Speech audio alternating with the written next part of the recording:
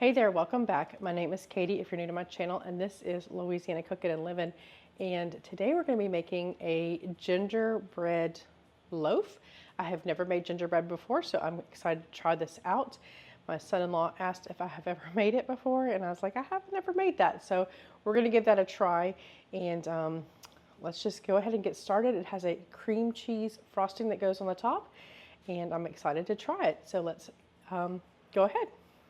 All right, I am going to be doubling this recipe to make 2 loaves, and we're going to start off with a cup of butter.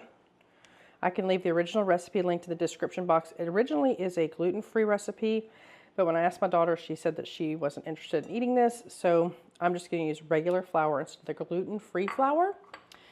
And to this, we're going to be adding a cup and a half of brown sugar, packed brown sugar.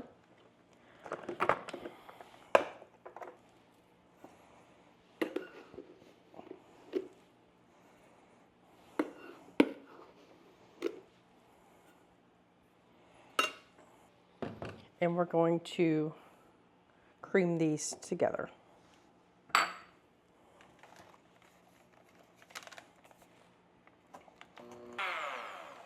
right, we have those creamed together, so now we're just going to add all of our wet ingredients to this, and so we're going to need 4 eggs.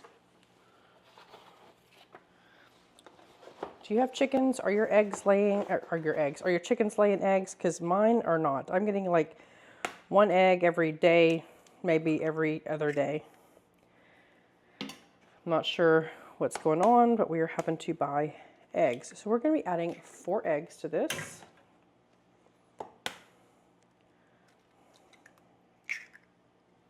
Let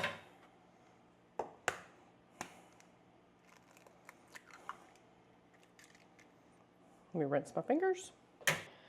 Next, we're going to be adding a full cup of molasses. And where did I put? Full cup of molasses. Again, this is a doubled recipe.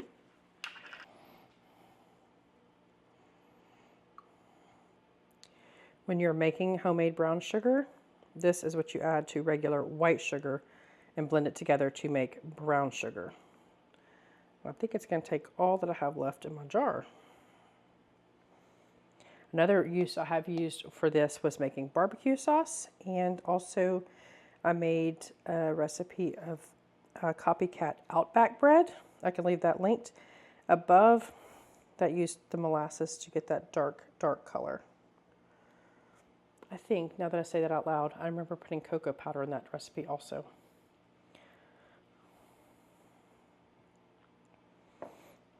All right. This definitely does smell like barbecue sauce though. Next, we're going to add our vanilla. We need 2 teaspoons of vanilla.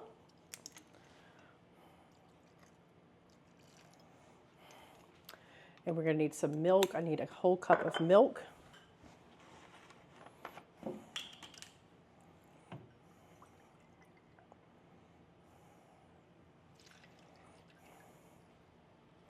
All right, we're going to gently mix all of these wet ingredients together.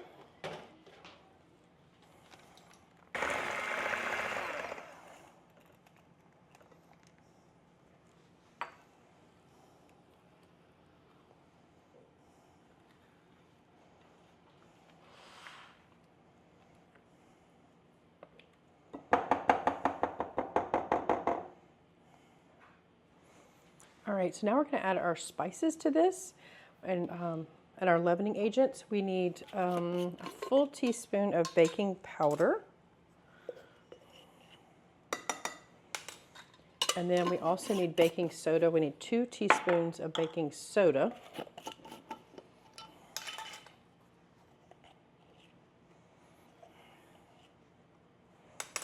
Now we need some salt. We're going to do about 3/4 of a teaspoon of salt.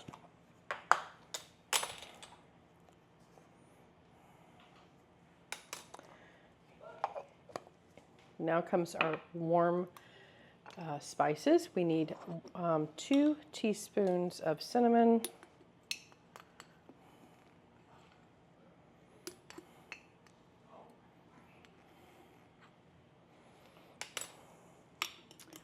We need 6 teaspoons of ginger.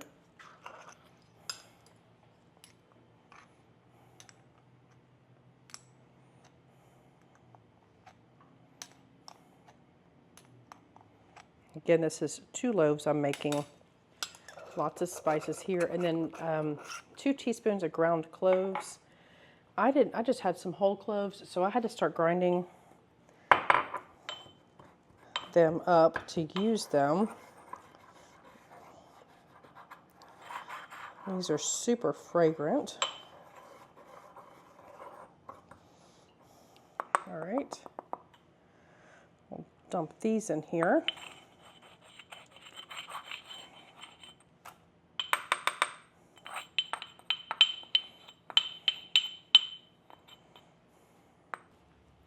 Oh, did I put the nutmeg? No, I have not put the nutmeg. Now I need a teaspoon of nutmeg. All right, that's all of our spices, our salt, our baking soda, our baking powder. We'll give this a quick mix.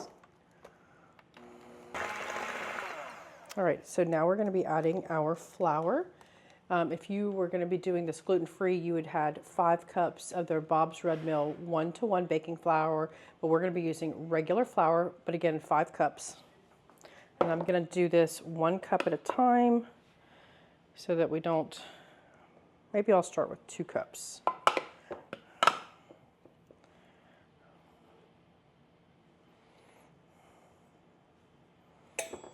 We'll just do it gently.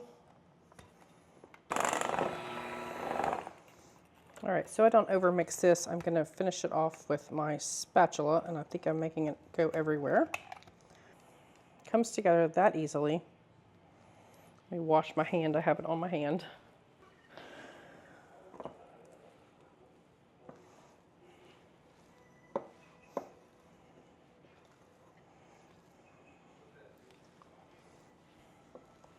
Now, this recipe does say that if optional would be to add in a cup of dried cranberries. You would do that now. I'm not going to add the cranberries. We're just leaving this as is. All right, let me get our loaf pans to get this in. And I got a mess there too. All right, my suggestion for your loaf pans is we're going to use parchment so it does not stick. But we're going to crumble our parchment. If not, it's just hard to really pour your batter into here. So if you crumble it, it actually makes it kind of stay in here. I shouldn't be saying all this while I'm crumbling it. It helps it to stay in here much easier and not pop back out, so that when you're pouring your batter in, it doesn't go everywhere. Just like that.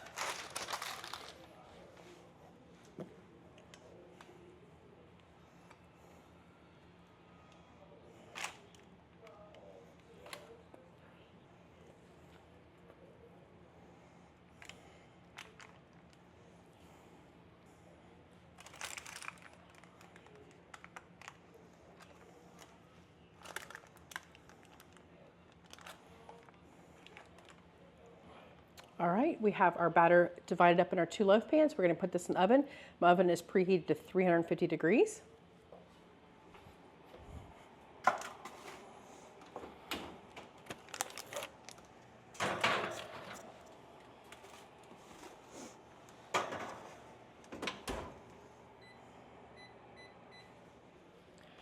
All right, the instructions say we're going to bake on 350 degrees for 50 minutes, and then we're going to put a piece of foil on the top to keep them from browning too much, and then go an additional 20 minutes.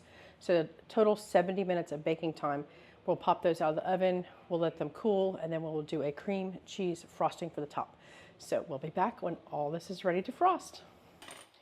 All right, so we're going to go ahead and make our icing to go on top of our gingerbread. It has come out of the oven, it's been cooling, and we'll go ahead and get our icing made. So this again is a double recipe, and we are going to be softening, or well, we have cream cheese that have been sitting on the counter softening, and we're going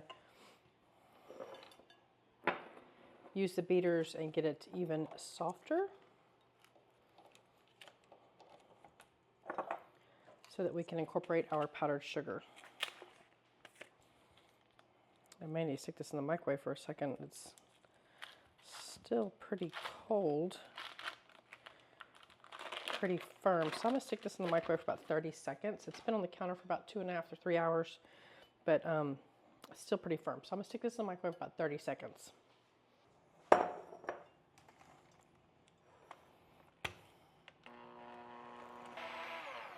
All right, to our 8 ounces of cream cheese, we're gonna add 3 cups of powdered sugar.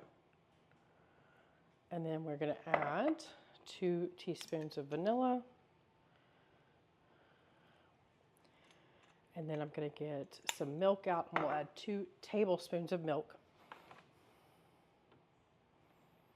And then we're gonna add some salt to this. We'll start with like 3/4 of a teaspoon, half a teaspoon. Start slowly so we don't have powdered sugar go everywhere. All right, it's that simple. I'm gonna get a spatula and give it a good stir on the bottom.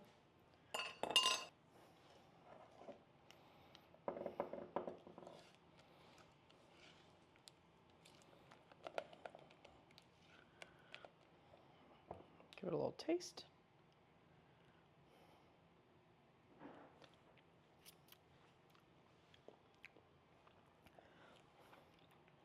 I think I'm going to add a little bit of powdered sugar to this because it's kind of thinner than I expected, and I feel like it needs to be a little sweeter for me. So I'm going to get a little bit more powdered sugar, half a cup.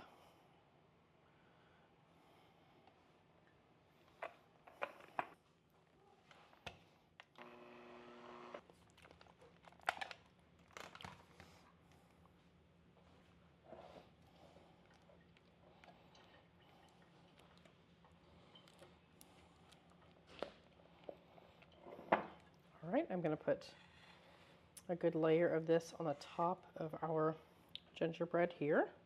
I have 2 loaves, so I need to just divide this.